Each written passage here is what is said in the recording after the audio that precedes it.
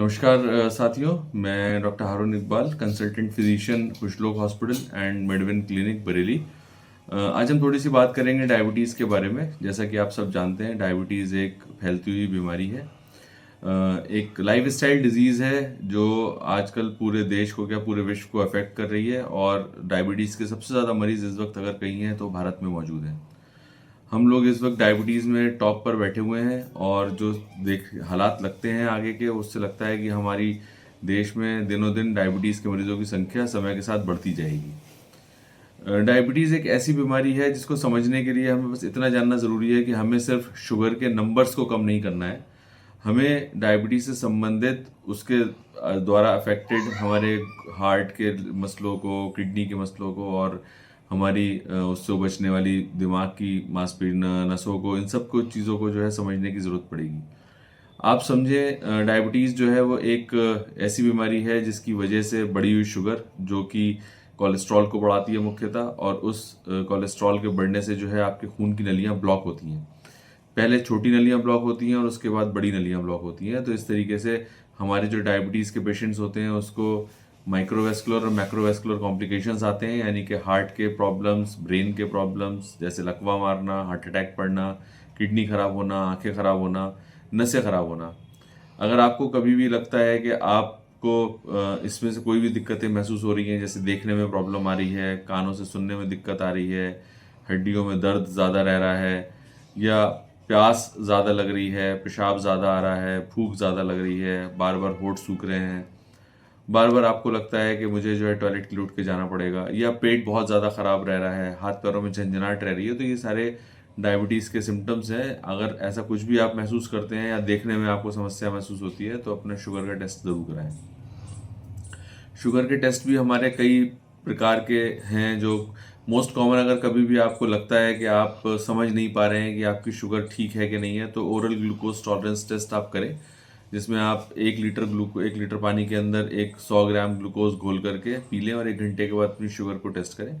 अगर कभी भी आपको लगता है कि शुगर आपकी जो है वो 180 से ऊपर जा रही है ग्लूकोज पीने के बाद भी, तो इसका मतलब आप डायबिटीज़ से अफेक्ट हो रहे हैं। आप जैसे जैसे डायबिटीज़ के बारे में कुछ और चीज़ें भी हैं जानने की कोशिश करेंगे तो कुछ और सिम्टम्स आप अपने अंदर पहचान पाएंगे। जैसे आजकल देखेंगे हम पुरुषों के अंदर नपुंसकता बहुत ज़्यादा बढ़ रही है, तो उसका भी एक मुख्य कारण डायबिटीज़ है।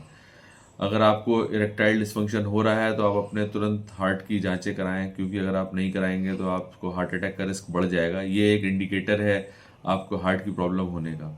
इसी तरीके से अगर आपको महसूस होता है पेशाब में ज़्यादा झाग आ रहे हैं तो आप तुरंत ही अपनी शुगर लेवल्स टेस्ट करें, क्योंकि किडनीज को चेक करना ज़रूरी होता है ऐसी अवस्था में। आजकल एक और बहुत कॉमन चीज़ जो पहले हम लोग शायद उसको कम ध्यान देते थे लेकिन अब थोड़ा ज़्यादा फोकस कर रहे हैं उसके ऊपर, वो है आपका लिवर का अफेक्ट होना। किसी का भी अल्ट्रासाउंड करेंगे या टेस्ट करेंगे तो फैटी लिवर एक बड़ी कॉमन सी चीज़ है जो अक्सर देखने को मिलती है। अगर आपको फैटी लिवर हो रहा है तो इसका मतलब आने वाले सालों में आपको डायबिटीज़ होने का खतरा बहुत तेज़ी के साथ बढ़ रहा है। ऐसी स्थिति से बचने के लिए आपको अपनी दिनचर्या, अपने खान पान में सुधार लाने की बहुत ज़्यादा ज़रूरत पड़ेगी।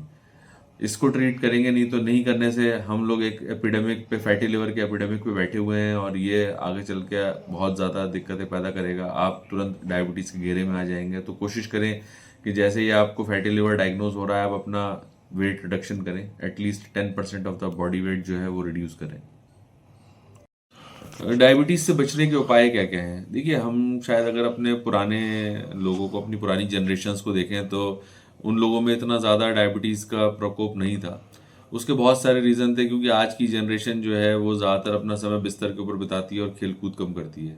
तो सबसे ज़्यादा ज़रूरी ये है कि आप वॉक करें डेली। अगर आपको लगता है कि आपके पास थोड़ा सा भी समय, अपने लिए 1 घंटा देना ज़रूरी है, आप 45 मिनट वॉक करें। वॉक करने से आपको काफ़ी हद तक जो मूवमेंट है मांसपेशियों का वो होता है और इससे शुगर कंट्रोल रहने में मदद मिलती है। खान पान का ध्यान रखें। हाई कंटेंट कैलोरीज वाली चीज़ें जो हैं वो नहीं खानी है।